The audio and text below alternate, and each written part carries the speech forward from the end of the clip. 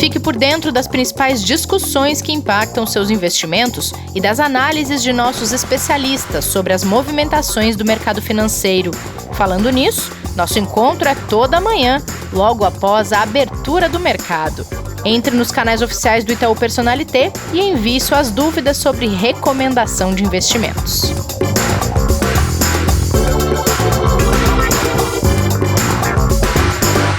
Olá, bem-vindas, bem-vindos ao Investidor em Foco desta quarta-feira, dia 1º de julho. Foi-se o primeiro semestre do ano, foi-se o segundo trimestre do ano. E como terminou este segundo tri, Kleber? Tudo bem? Bom dia, Rê. Tudo bem? E você? Tudo certo. Olha, a gente começou aí o segundo semestre agora, olhando para um primeiro semestre que para mercado financeiro a gente pode chamar de histórico, principalmente quando a gente fala do segundo tri. Tá? Para se ter uma ideia, a gente teve um primeiro trimestre muito ruim, muito negativo nos mercados e a gente já enxerga uma recuperação realmente muito rápida, mas só para trazer alguns dados históricos aqui, a gente teve no segundo trimestre uma recuperação que não foi à toa. Ele foi o melhor trimestre do S&P 500 desde 98, do Dow Jones desde 1987 e da Nasdaq desde 2001, que são os principais índices lá de Nova York.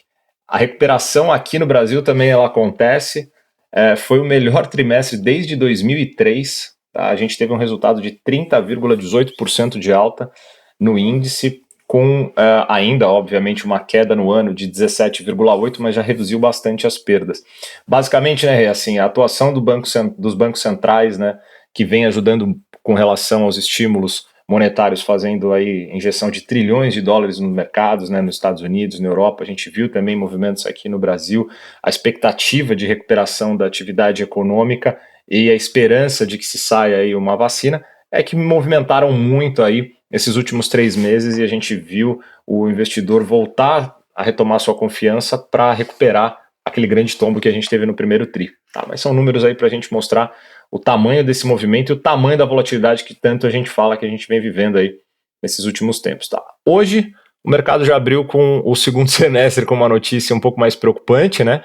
Que veio lá do Anthony Fauci, né, o infectologista hoje mais renomado ali, que vem passando todas as posições junto à Casa Branca nos Estados Unidos, e ele disse que os Estados Unidos podem chegar até a ter 100 mil casos diários em pouco tempo, se não for feito o controle que tem que ser em relação à Covid-19 e à pandemia nos Estados Unidos. Então isso mexeu um pouquinho com os mercados pela manhã, mas vieram notícias positivas também. Pois é, ficou esse alerta, né? E esse alerta chegou a impactar os mercados brasileiros? Olha, impactou na verdade o mercado internacional que caía, tá?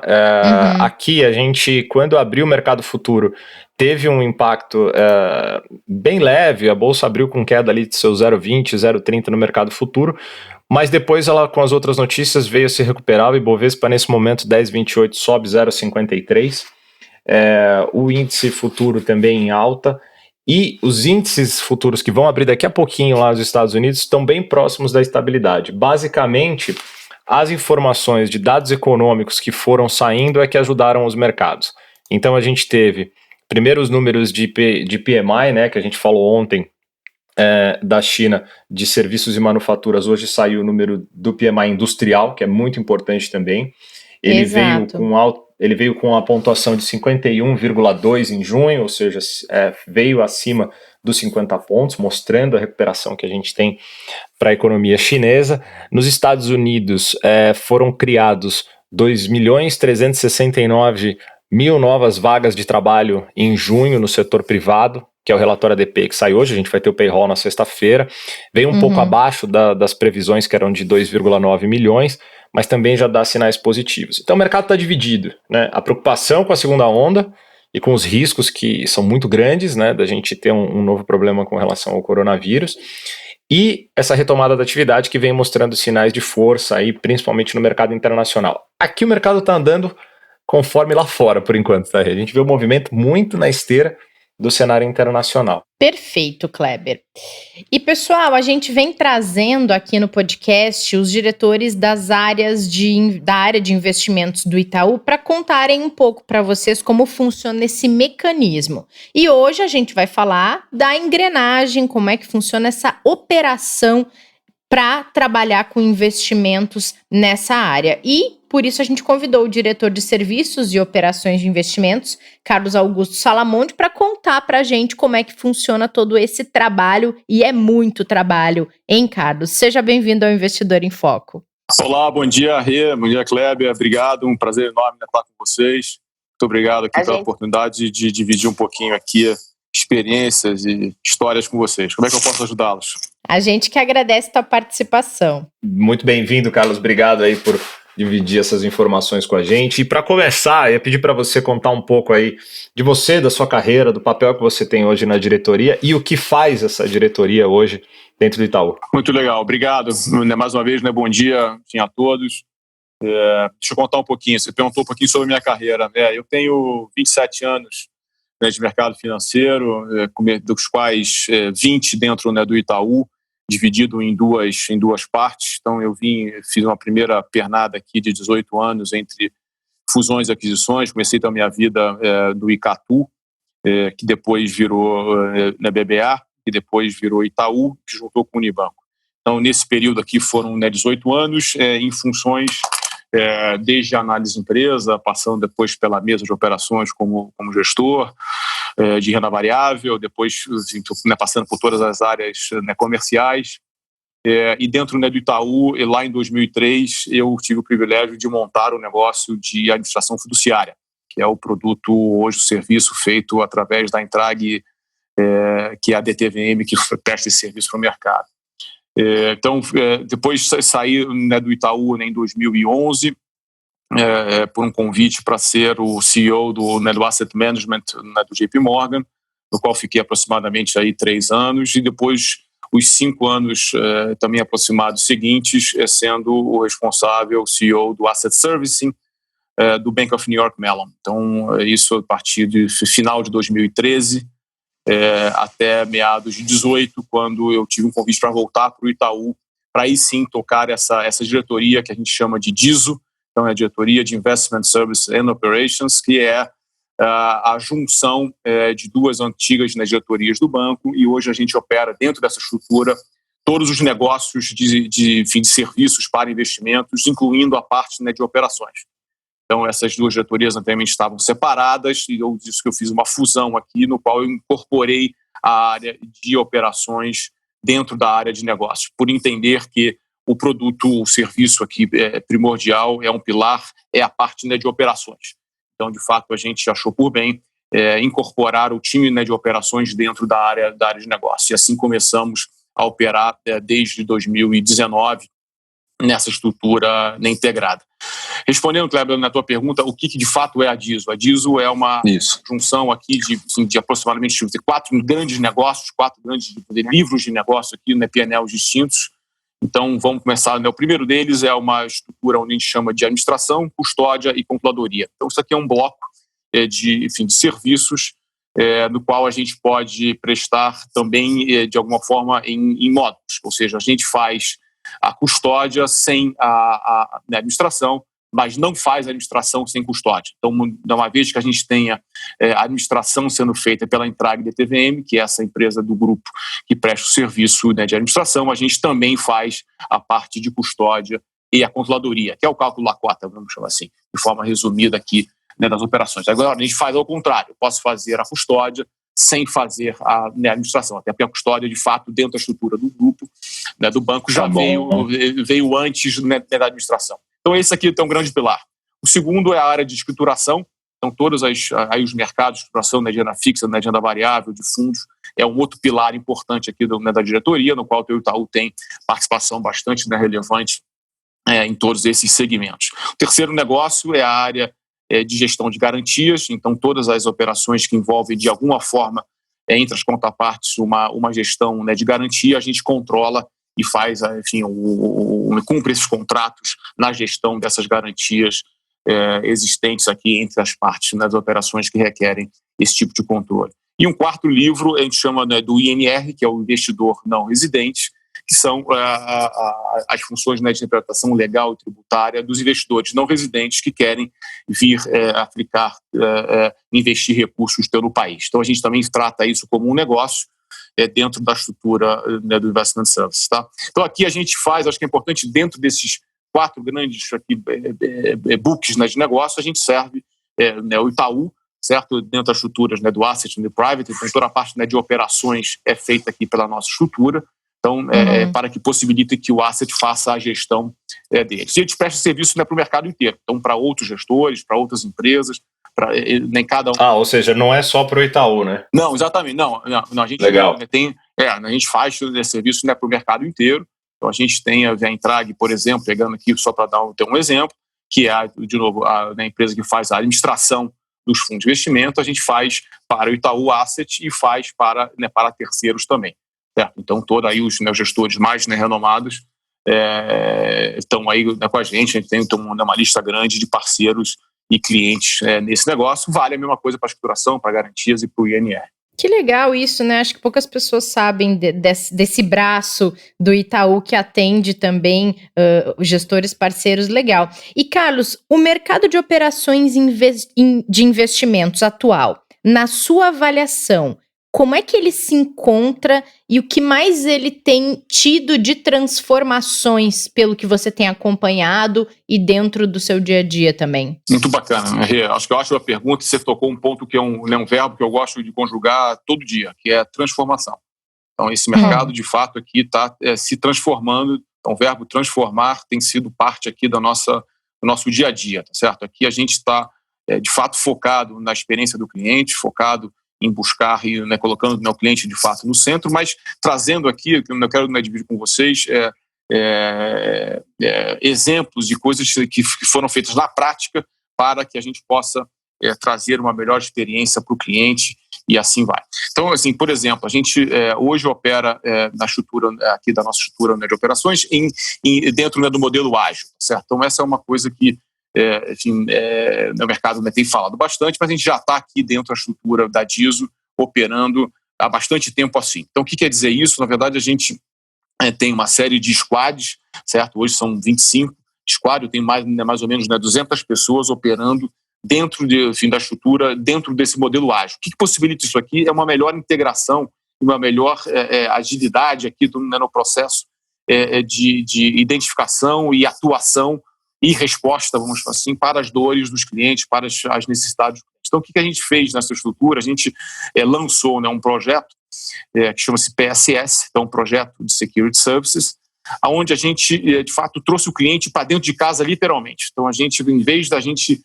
achar que a gente sabe aquilo que o cliente quer e, de fato, começar a trabalhar, entregar soluções daquilo que a gente acha que o cliente quer, a gente, de fato, inverteu. Falou, vamos trazer o cliente para dentro de casa, literalmente, vamos perguntar para ele o que de fato ele quer que a gente faça por ele, aonde que está doendo, o que ele prefere, o que ele quer priorizar no nosso trabalho. Então, acho que sim, esse sim é uma forma de você mostrar uma experiência do cliente, você de fato está ouvindo e colocando o seu cliente no centro.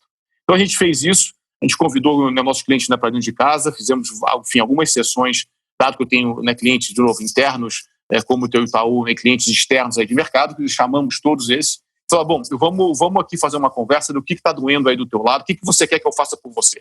Então, isso foi uma transformação, uma nova forma de você encarar nesse assunto, e a gente, de fato, teve muito sucesso nisso.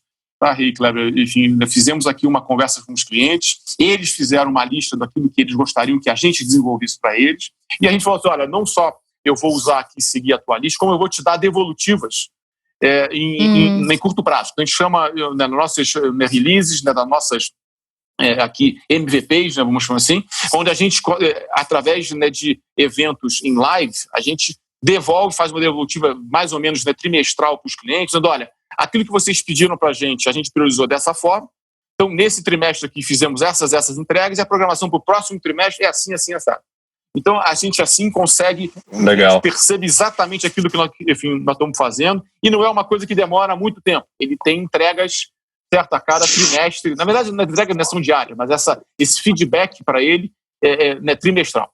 Então, isso é uma transformação feita. Isso tem dado muito certo, tá? Que a gente tem tido ótimos feedbacks dos clientes, que tem aproximado, inclusive, nos ajudado a trazer novos mandatos para dentro de casa, exatamente por termos essa experiência. Os clientes de fora falam, pô, o Itaú, de fato, está operando, né, de uma forma muito mais ágil, muito mais próxima, né, dos clientes. Isso tem ajudado bastante. Tá? Então, esse aqui é um exemplo dessa experiência que tem ajudado muito ao desenvolvimento dos nossos negócios.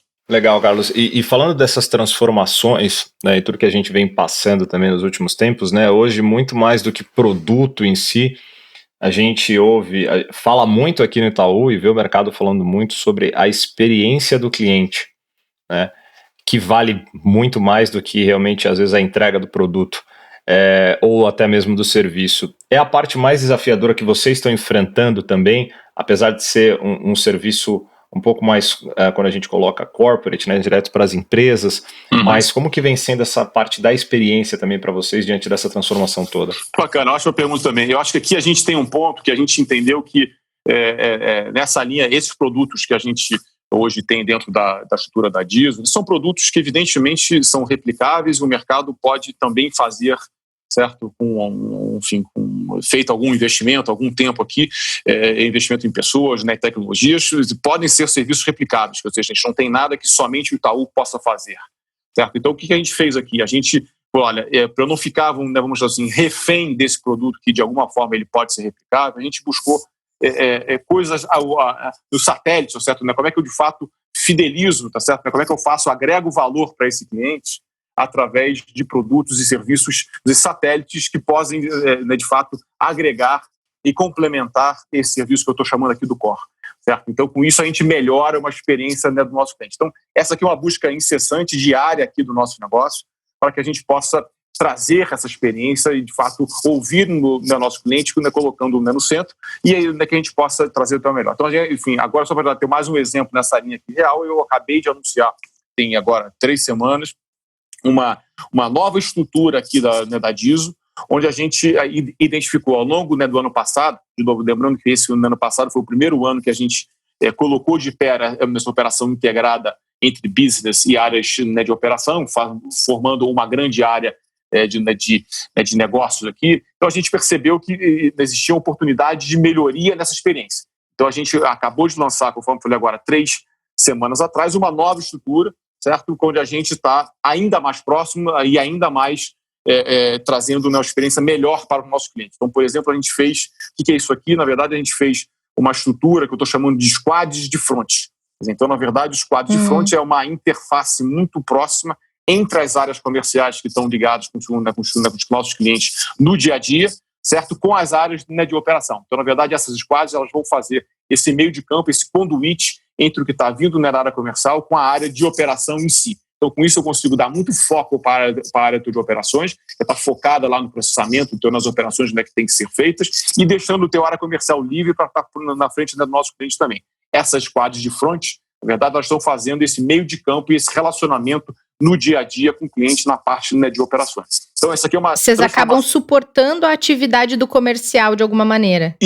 Exatamente. A gente percebeu que existia uma forma, certo, melhor de atender essas demandas, né, operacionais dos clientes. Então, deixando na área comercial fazendo o meu trabalho na comercial, deixando a área de operações fazendo o meu trabalho, né, de operações em si. Então, essa área no meio do caminho vai suportar e vai fazer o melhor conduíte entre a área de operações, entre o cliente, portanto, na ponta, com a área de processamento e operações aqui na outra ponta. Tá? Então, esse é mais um exemplo aqui de uma transformação, de novo, usando aqui naquele verbo que a gente combinou no início, certo? De transformar. Então, esse é mais um exemplo aqui que a gente está fazendo dentro da nossa estrutura. Acho que vale falar um pouco, né, do home office em algum momento, né? Que eu acho que também é uma nova transformação. Não sei se vão chegar lá. Não é verdade. É uma transformação para todo mundo essa, né? Vocês aí, né, Carlos, vão trocando o pneu com o carro andando, né? As coisas vão surgindo com a engrenagem funcionando, vocês vão tendo que tocar o barco, né? Exatamente. Esse é um ponto importante. Na verdade, isso é muito legal, porque o nosso negócio, a maioria deles, são negócios, quer dizer, eu não posso dizer, olha, eu vou fazer aqui uma transformação, vou mudar aqui a minha estrutura, então eu te dou a cota daqui a 2 meses. Não existe, a cota é diária, a cota precisa estar todo dia disponível. Então é exatamente o que você falou, é fazer a transformação, mas não esquecendo que eu preciso entregar todo dia aquele serviço. Então acho que é importante. E isso é super importante passar, Carlos, porque o investidor quem está ouvindo a gente, né, agora é um assunto um pouquinho mais denso e complexo do que a gente fala aqui no dia a dia, porque é ligado a operações, né? Mas na prática, Carlos, me corrija se eu estiver errado, você que está ouvindo a gente, todo esse trabalho é necessário para que você veja diariamente as suas posições de investimento, principalmente quando a gente fala de fundos.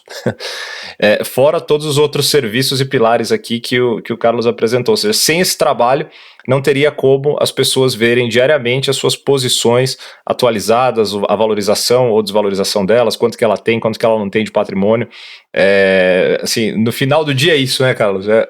Para ele poder enxergar, todo esse trabalho é totalmente necessário. Não, bacana, Cleber, você resumiu muito bem, é isso aí. Na verdade, aquela cota, né, que é o resumo de tudo que aconteceu no fundo, no mercado do dia anterior, aquela cota, ela tem uma série de coisas por trás ali, né? Tem toda essa parte, né, de operações, seja desde o do recebimento, né, das operações feitas pelos gestores ao longo do dia, como o teu batimento, né, com as contrapartes, né, com as liquidações, né, que estão sendo feitas, com interações com N vendors aqui de preços, bolsas, de Bloomberg, né, todos os outros que a gente, né, opera aqui como fontes, né, de informação, para que a gente possa processar isso tudo aqui e sair o resultado final, que é exatamente isso que você falou. É o dia de ontem atualizado para hoje, com todas as movimentações e todas as flutuações e alterações feitas no mercado. Então, a cota reflete esse resumo aqui de tudo que aconteceu, né, das estratégias feitas pelos gestores, pelas decisões de compra, de venda,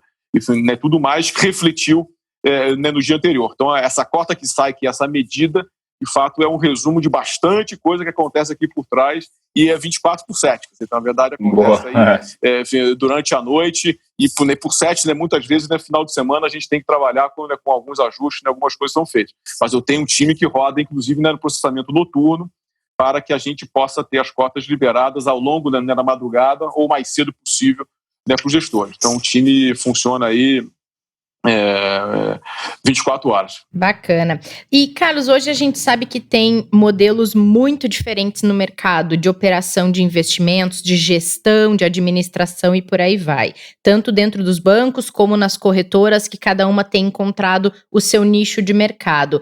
O que você enxerga como tendência quando a gente fala em operação de investimentos? O que você tem visto que está entrando, que está se tornando tendência e que o mercado está caminhando para fazer, seja tecnologicamente falando ou não? Muito bem. A gente tem feito bastante coisa nessas entregas, nessas lives que a gente tem feito de devolutiva do cliente. A gente tem percebido que as conversas e as necessidades dos clientes são muito pelo consumo de dados, tá certo? Seja através de APIs e seja através do próprio autosserviço, que a gente chama. Ou seja, a gente, hoje aqui dentro da nossa estrutura, temos um volume de informações, de dados muito grande, tá certo? Então, na verdade, aqui o desafio nosso, acho que uma tendência aqui é como é que a gente disponibiliza essas informações que são dos próprios clientes para eles.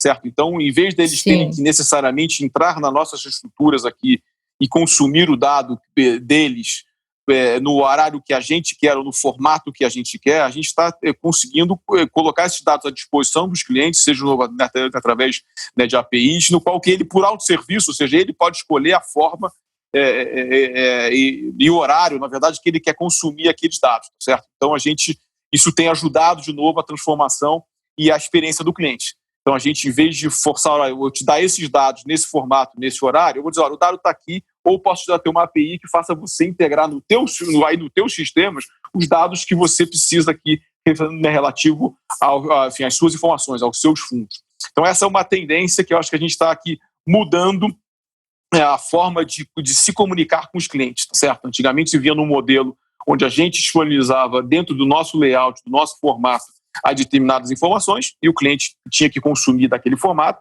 ou tinha que esperar, inclusive, que a gente mandasse para ele determinadas informações. Hoje não, ele consegue entrar na plataforma, no nosso sistema, no nosso site. A gente acabou de lançar um site novo, que é a nossa interface, nosso portal aqui de interface para os nossos clientes.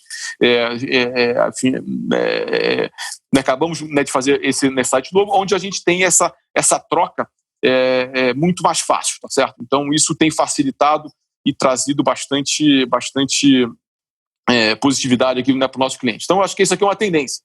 Certo? Como é que a gente se comunica, né, com os nossos clientes, como é que a gente facilita o acesso deles às informações e no tempo deles, tá certo? Não é uma coisa mais como a gente, olha, eu vou te dar nesse formato, nesse horário. Você consome quando você quiser. Uhum. Perfeito. É o cliente que diz o que ele precisa e quando ele precisa e não o contrário, exatamente, da forma como ele precisa, né? Da forma como ele precisa. Porque, na verdade, ele, na ponta dele, tem também os sistemas dele, tem as suas plataformas que ele quer consumir aquele dado para poder integrar, para facilitar a vida dele lá na outra ponta. Então, isso a gente tem facilitado aí a ajuda. Agora, um outro ponto que é muito importante é o investimento em tecnologia, né? Então, de fato, a gente não para, certo, com investimento na tecnologia, em modernização das nossas plataformas, para que a gente possa melhorar essa experiência e essa relação com o nosso cliente. Não deixa de estar alinhado com as tendências de serviços que operam online, como e-commerce e outros que usam também de rede social para conseguir saber o que os clientes querem e conseguir atender a essa demanda e não chegar oferecendo algo pronto, né? Acho que dá para fazer esse paralelo. Não, absoluto, sem dúvida. Muito bom, Carlos. Muito legal trazer esse bastidor. Acho que quem ouve a gente, aos poucos, vai entendendo como é que essa engrenagem funciona, tanto a partir disso que você trouxe pra gente hoje. Quando o Rubens veio, ele falou um pouquinho do bastidor, o que está por trás das análises que a Asset faz também, e a parte da gestão que é feita lá dentro. É legal trazer isso porque as pessoas recebem, geralmente, o conteúdo pronto, elas veem os produtos de investimento ali na frente delas para elas escolherem e terem a sua assessoria dos especialistas na hora da escolha e tudo isso, mas às vezes não tem a noção do universo todo e de toda essa operação que está por trás, né? Então a gente tenta trazer um pouco mais de transparência até, falando sobre esse tipo de assunto aqui. Muito legal, gostei bastante. E até, Carlos, a gente não combinou, mas já estamos te convidando de novo para você voltar aqui para a gente detalhar um pouco para o investidor depois. Acho que é bem legal os 4 pilares que você falou, né? Os TOD, escrituração, gestão de garantias, como que funciona exatamente esses trabalhos, como que eles são feitos, porque é algo que muito pouco é difundido no mercado e sem dúvida tem muito valor aí para o investidor entender aonde está o patrimônio dele, né? E como que ele é gerido, como que ele funciona, né? Ali por trás da ponta comercial, que é onde ele tem contato, que é o gerente de relacionamento, o assessor, o especialista, quem quer que esteja na frente ali, o private banker. Sem dúvida, você tem muita coisa por trás ali que vale muito a pena para o investidor saber onde é que está o recurso dele, né? Que no final é isso, quase que é aquela coisa, qual é a senha do cofre, né? Como é que está sendo cuidado esse negócio aqui? Sem dúvida. Não, prazer enorme, obrigado, né, pelo convite, para mim é um prazer estar com vocês, podemos fazer outros com certeza, vocês escolhem o tema e a gente troca aqui, ter uma ideia. Para mim é uma satisfação falar do nosso negócio, e é isso mesmo, vocês dois acabaram de falar, existe bastante coisa que funciona aqui por trás, para que a gente possa entregar esse serviço diariamente, né, para os nossos clientes, com a nossa acuracidade, enfim, com a nossa experiência positiva para esses nossos clientes. Então, fico aqui à disposição para a gente falar mais detalhes desses negócios que a gente aqui, né, comentou. É um prazer para mim, satisfação, fico à disposição. Muito obrigada, Carlos. Foi junto, Kleber, combinado. Muito obrigada mesmo, até uma próxima então. E Kleber, amanhã estamos de volta, amanhã, quinta-feira, a gente vai falar de ETF aqui no podcast. Boa, Rê, estaremos aqui para desvendar aí, né, como que funciona esses fundos, né, e quais são as operações que a gente tem disponível aqui. Boa! E para vocês que nos ouvem, muito obrigada, Carlos, a gente se fala numa outra oportunidade para detalhar essas ideias que o Kleber trouxe aqui. E vocês que nos ouvem, não esqueçam que hoje tem live às 5 horas da tarde no Instagram e no YouTube. E na live de hoje o assunto é onde investir no mês de julho, que está começando hoje. Não percam. Fiquem bem, fiquem em casa, cuidem-se. Amanhã a gente está de volta. Até lá. Fique por dentro das principais discussões que impactam seus investimentos e das análises de nossos especialistas sobre as movimentações do mercado financeiro. Falando nisso, nosso encontro é toda manhã, logo após a abertura do mercado. Entre nos canais oficiais do Itaú Personalité e envie suas dúvidas sobre recomendação de investimentos.